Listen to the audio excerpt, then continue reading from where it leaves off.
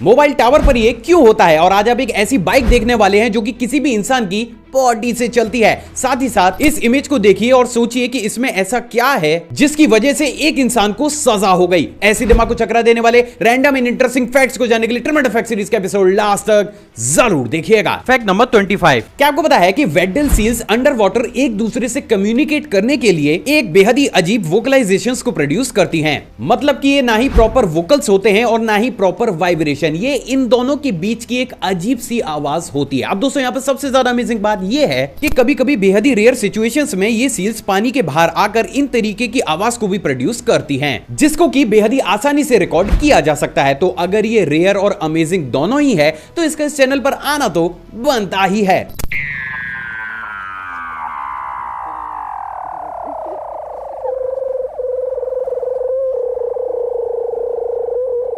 Fact number 24, क्या आपको पता है कि जापान की जानी मानी टॉयलेट मेकर कंपनी टोटो के द्वारा साल 2011 में कुछ इस तरीके की टॉयलेट मोटरसाइकिल को बनाकर तैयार किया गया था, जिसको कि चलाने के लिए बायोगैस की जरूरत पड़ती थी और वो इसको मिलती थी किसी भी इंसान की बॉडी से।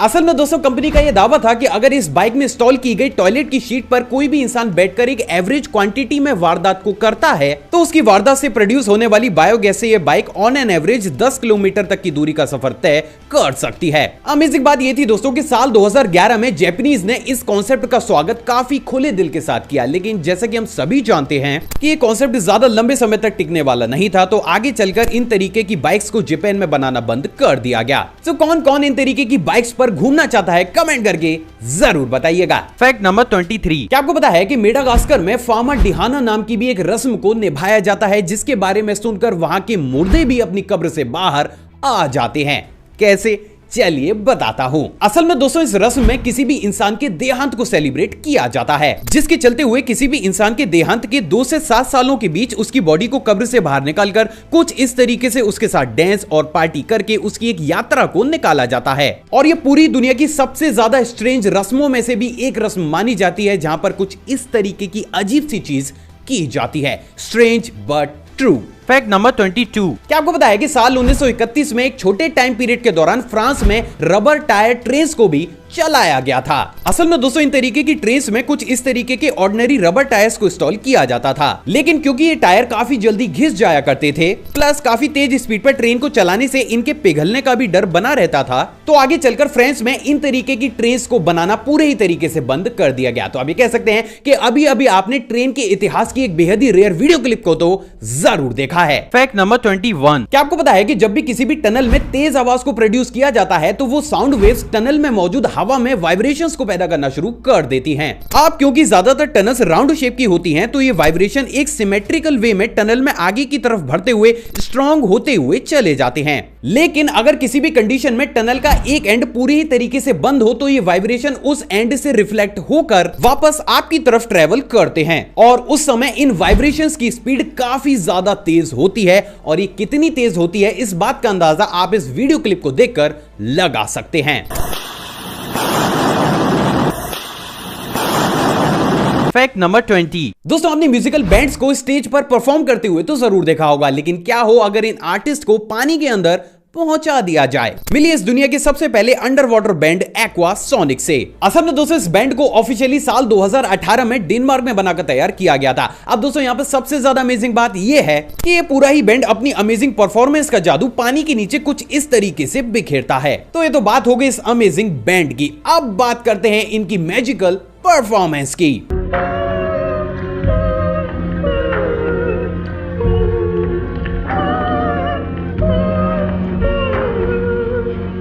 फैक्ट नंबर 19, क्या आपको पता है कि स्विट्जरलैंड के शेफ अमोरी गुशोन के द्वारा अभी हाल ही में इस पूरी दुनिया का सबसे ज्यादा रियलिस्टिक चॉकलेट टेलीस्कोप को बनाकर तैयार किया गया है। अमेजिंग बात यह है दोस्तों कि इस टेलीस्कोप में यूज होने वाली छोटी से छोटी चीज से लेकर बड़ी से बड़ी चीज को सिर्फ और सिर्फ चॉकलेट का ही इस्तेमाल करते हुए कुछ इस तरीके से बनाया गया है। तो अभी कह सकते हैं कि ये टेलीस्कोप देखने में जितना ज्यादा शानदार है, खाने में उतना ही ज्यादा टेस्टी। फैक्ट नंबर 18, दोस्तों इस इमेज को देखिए और ढूंढने की कोशिश कीजिए कि आखिर इस इमेज में ऐसा क्या गलत है जिसके चलते हुए इस इमेज को क्लिक करने वाले इंसान को एक कंट्री में ही बैन कर दिया गया, साथ ही साथ उसको कुछ सालों की सजा भी हुई।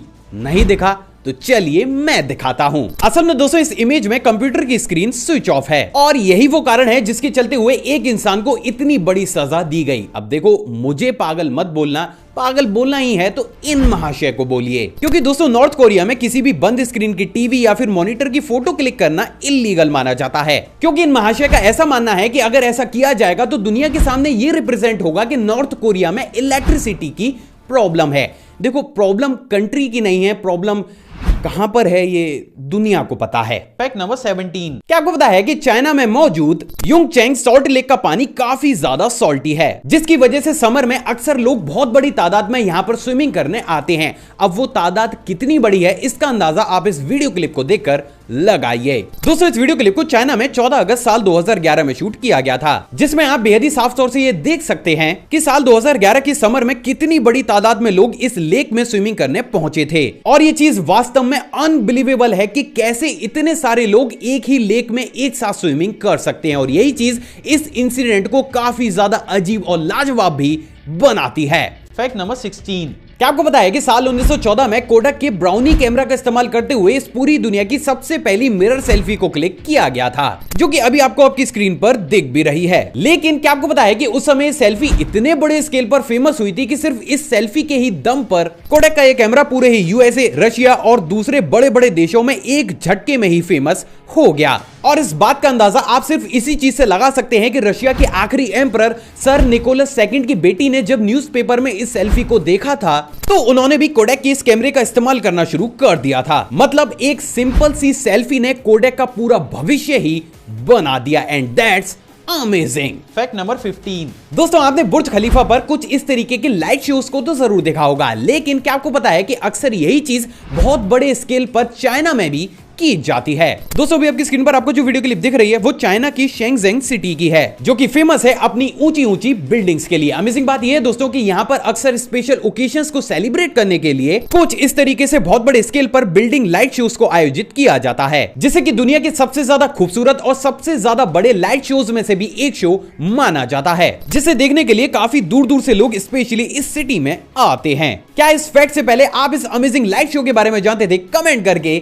जरूर बताइएगा। फैक्ट नंबर 14, जैसे कि हम सभी जानते हैं कि मून पर एटमॉस्फेयर ना होने की वजह से वहां पर हम किसी भी प्रकार की साउंड को नहीं सुन सकते। लेकिन क्या आपको पता है कि साल 1969 में अपोलो 10 मिशन के दौरान एस्ट्रोनॉट्स ने बार बार नासा के कंट्रोलर्स को यह पॉइंट किया था कि उन्हें चांद की दूसरी तरफ से एक बेहद ही अजीब सी आवाज सुनाई दे रही है, जो कि इतनी ज्यादा तेज थी कि उसको स्पेसक्राफ्ट के अंदर से भी रिकॉर्ड किया गया था। तो ये तो बात हो गई इस अमेजिंग इंसिडेंट की। अब बात करते हैं उस रेयर ऑडियो क्लिप की।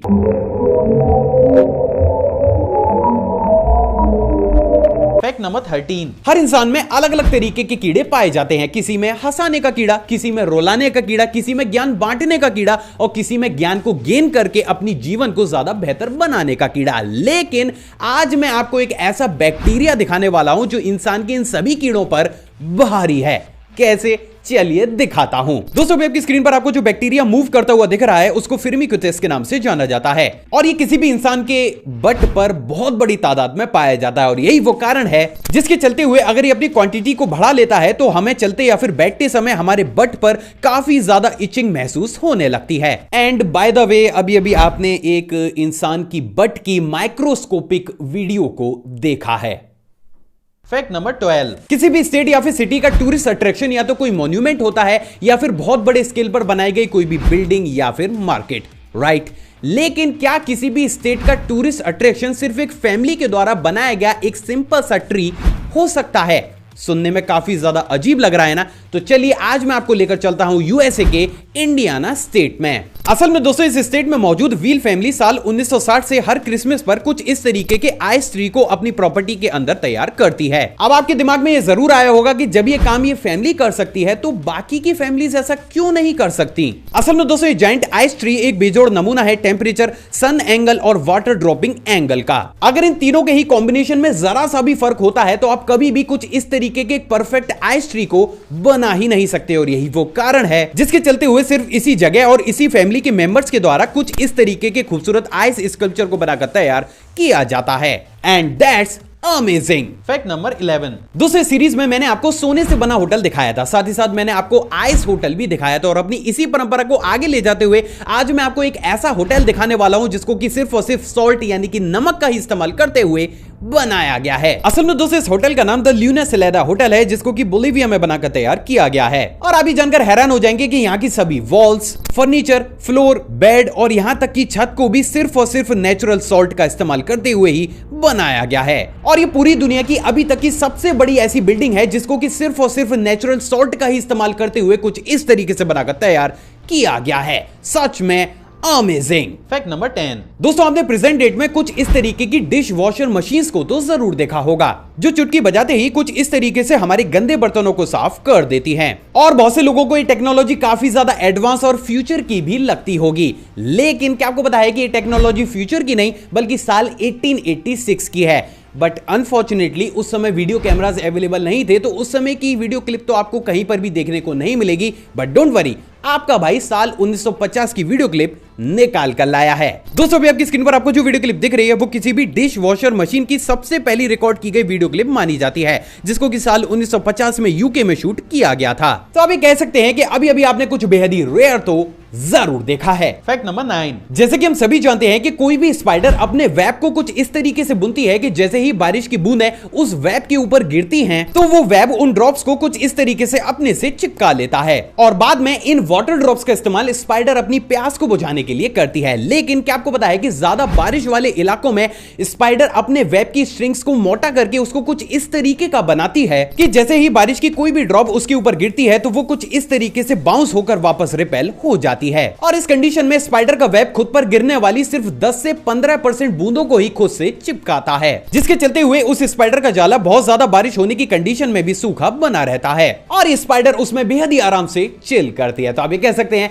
कि अभी अभी आपने कुछ बेहद ही इंटरेस्टिंग चीज को तो जरूर देखा है। Fact number 8। जैसे कि हम सभी जानते हैं कि स्पेस में गए हुए एस्ट्रोनॉट्स के लिए डेली वर्कआउट करना काफी ज्यादा इंपॉर्टेंट होता है, क्योंकि अगर वो ऐसा नहीं करेंगे तो उनको अलग अलग तरीके की फिजिकल डिसेबिलिटीज या फिर डिसऑर्डर्स हो सकते हैं। लेकिन क्या आपको पता है कि ये चीज सिर्फ हम ह्यूमंस तक ही सीमित नहीं है। असल में दोस्तों जब साल 2019 में 20 फीमेल माउस को इंटरनेशनल स्पेस स्टेशन पर भेजा गया था, तो शुरुआती 6 दिनों तक तो वो सभी माइस खाना खाने के बाद आराम से सो जाया करती थी। लेकिन 7वें दिन अचानक से ही उनके अंदर सबकॉन्शियसली एक बहुत बड़ा बदलाव आया, जिसके चलते हुए जितनी बार भी उनको फूड दिया जाता था वो उसको कंज्यूम करने के बाद 1 से 1.5 घंटा कुछ इस तरीके से रेस लगाकर वर्कआउट किया करती थी। और ये चीज अपने आप में काफी ज्यादा स्ट्रेंज थी, जहां पर एक एनिमल को भी सबकॉन्शियसली पता चल जाता है कि अगर वो स्पेस में वर्कआउट नहीं करेगा तो उसको भी अलग अलग तरीके के डिसऑर्डर्स हो सकते हैं।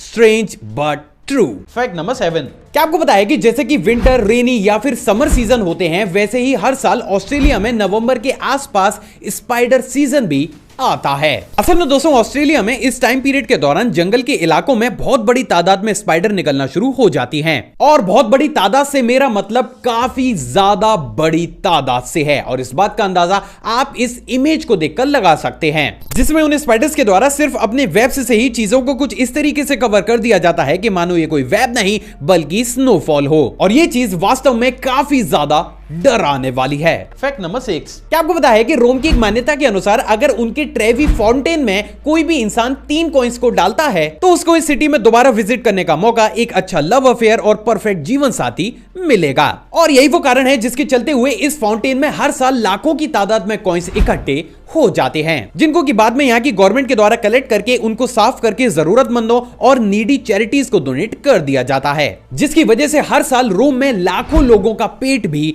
भरता है। और वास्तव में ये इनिशिएटिव अपने आप में लाजवाब जरूर है। Fact number 5। क्या आपको पता है कि किसी भी एस्टेरॉइड के सरफेस का सैंपल कलेक्ट करना एक काफी चुनौती भरा टास्क होता है, क्योंकि एस्टेरॉइड का सरफेस कुछ इस तरीके से काफी ज्यादा उबड़ खाबड़ होता है, जिस पर किसी भी लैंडर को लैंड करना लगभग इम्पॉसिबल ही बन जाता है। और उस कंडीशन में इस्तेमाल किया जाता है टच एंड गो मेथड का। असल में दोस्तों इस कॉन्सेप्ट के अनुसार लैंडर उस एस्टेरॉइड के सरफेस की मैपिंग करके एक ऐसी लोकेशन को सेलेक्ट करता है जहां पर वो कुछ इस तरीके से अचानक से ही नीचे आकर अपनी आर्म को उस एस्टेरॉइड के सरफेस पर कुछ इस तरीके से हिट करता है, जिसके बाद वो उस आर्म में काफी तेजी के साथ गैसेस को रिलीज करता है, और ये गैसेस कुछ इस तरीके से उस एस्टेरॉइड के सरफेस सैंपल को अपने अंदर कलेक्ट कर लेती हैं। और ये सारी ही चीजें कुछ ही माइक्रोसेकंड्स में हो जाती हैं। क्या इस फैक्ट से पहले पहले आप नासा की इस अमेजिंग मेथड के बारे में जानते थे?